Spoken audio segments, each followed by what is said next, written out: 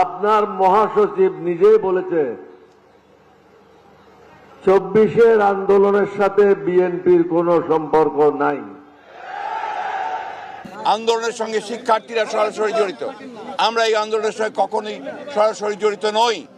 আমরা তাদেরকে নৈতিক সমর্থন দিয়েছি এবং সেই নৈতিক সমর্থন আমরা দিয়ে যাব। এটা কোনো আমি বলছি না, অন রেকর্ড আছে। তাহলে শহীদ হলো কারা? আজকে যারা মঞ্চে বসে আছে তাদের ছেলে মেয়েরা, সামনে যারা বসে আছে তাদের ছেলে মেয়েরা, বিএনপির কেউ না।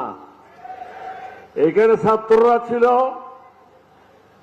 জামাতের অধিকাংশ ছাত্র নেতারা ছিল, সাধারণ জনগণ ছিল। তারা কি চেয়েছে?